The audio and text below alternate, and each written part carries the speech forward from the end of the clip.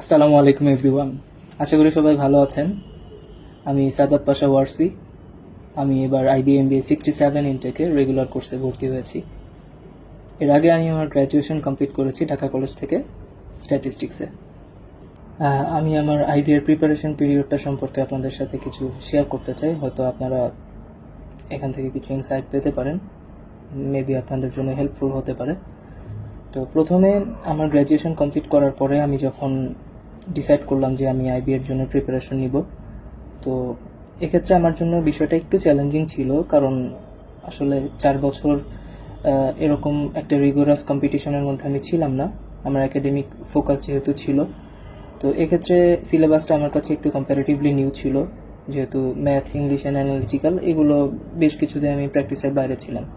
So এটা আমার জন্য একটু চ্যালেঞ্জিং প্রথম দিকে ছিল, but once I met Mahmud ভাই and enrolled in this group, বিষয়টা আমার জন্য অনেকখানি ইজি হয়ে যায়। যখন মাহমুদ ভাইয়া একটি ফ্রি সেমিনার নেন, ওই সেমিনারে অ্যাকচুয়ালি আমরা আমাদের পুরো রোডম্যাপটা সম্পর্কে একটা ধারণা পেয়েছিলাম, যেটা ইভেন্চুয়ালি আমাকে পুরো কোর্সটাকে গুছিয়ে একটা প্রিপারেশন নেওয়ার জন্য খুবই হেল্প করেছিল।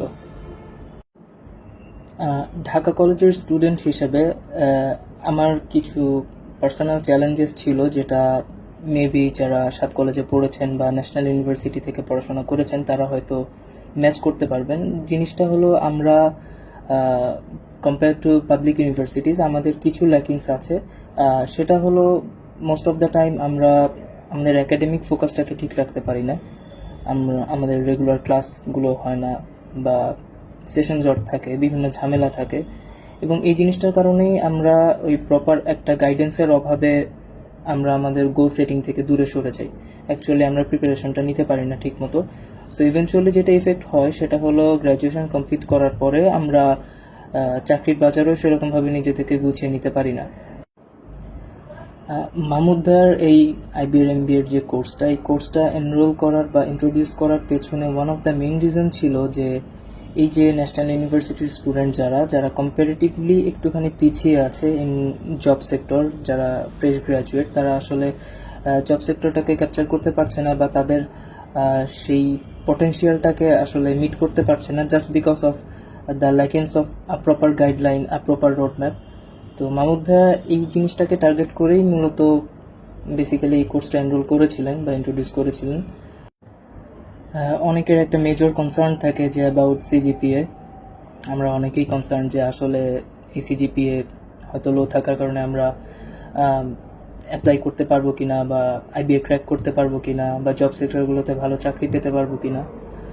আমার কাছে যেটা মনে হয়, আপনারা যদি একটু লজিক্যালি চিন্তা করেন, বেশিরভাগ ক্ষেত্রে আমাদের যে জব সেক্টরে ন্যূনতম যে CGPA থ্রেশহোল্ডটা আছে সেটা হলো 2.5। সো দ্যাট মিনস আপনি যদি 2.5 অ্যাচিভ করতে পারেন, আপনি সব জায়গায় এলিজিবল। আপনি আপনার দক্ষতা দিয়ে অবশ্যই যে কোনো চাকরিতেই আপনি অ্যাপ্লাই করতে পারবেন, এবং of course you can crack it. And in terms of IBA, অবশ্যই আপনি দেখবেন যে IBA এর সার্কুলারেও তারা মেনশন করে থাকে যে আপনাকে 2.5 CGPA থাকলেই আপনি পরীক্ষায় বসতে পারবেন। সো এখান থেকে জিনিসটা ক্লিয়ার হয়ে যায়, আপনি যদি 2.5 CGPA পেয়ে থাকেন তাহলে অবশ্যই you can crack the IBA। এখানে আসলে অন্য কোনো কিছু চিন্তা করার কোনো প্রয়োজন আছে বলে আমি মনে করি না। হয়তো ভাইভাতে কখনো আপনাকে জিজ্ঞেস করতে পারে, বাট ইভেনচুয়ালি করে না তারা। সামহাও যদি করে ফেলে, আপনি সেটাকে খুব সহজেই ডিফেন্ড করতে পারবেন। আসলে তারা এই CGPA-টা নিয়ে সেভাবে চিন্তা করে না। আমার প্রিপারেশন পিরিয়ড সম্পর্কে কথা বলতে গেলে প্রথমে বলতে হয়, শুরুতেই আমি IB এর প্রিভিয়াস কোশ্চেন প্যাটার্নগুলো দেখেছিলাম, তারা কোথায় কোথায় কিভাবে কোশ্চেন করে, কোন এরিয়া থেকে কোশ্চেনগুলো বেশি আসে, এবং এরপর আমি আমার উইক পয়েন্টগুলোকে আইডেন্টিফাই করার চেষ্টা করেছিলাম। এবং আমার মেজর কনসার্ন ছিল অ্যাবাউট ভোকাবুলারি, কারণ আসলে আমরা বেশিরভাগ সময় গ্রামারে অনেক বেশি ফোকাস করে ফেলি, সেই তুলনায় আমরা ভোকাবে একটু কম ফোকাস করি। বাট ভোকাবুলারিতে এনরিচ হওয়া, it is very much important to crack IBA। So আমি ওদিকে একটু বেশি ফোকাস করেছিলাম।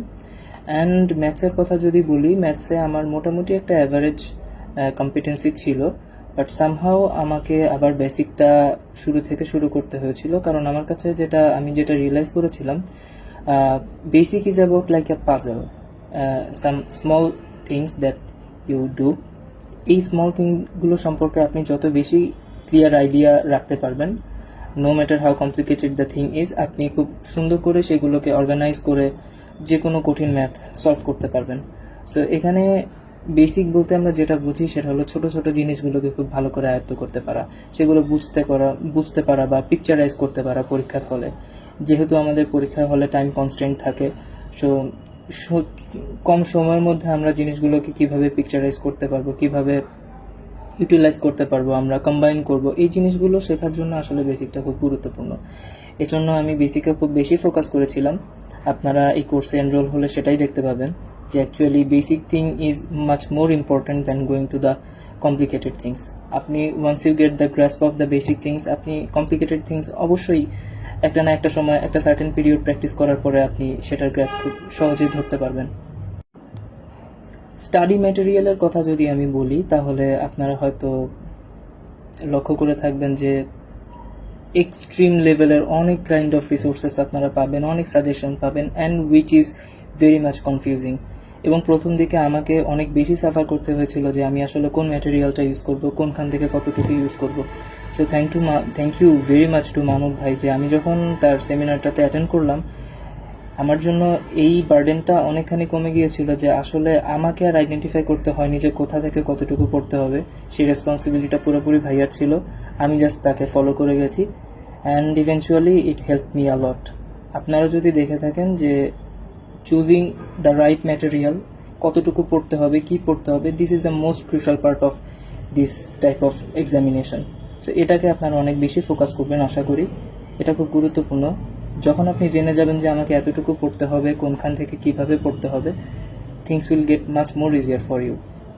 যারা 68 MB এর জন্য প্রিপারেশন নিচ্ছেন বা সিমিলার কাইন্ড অফ জব সেক্টরের জন্য প্রিপারেশন নিচ্ছেন, তাদের জন্য অবশ্যই হয়তো আর 6 মাস মতো সময় আছে।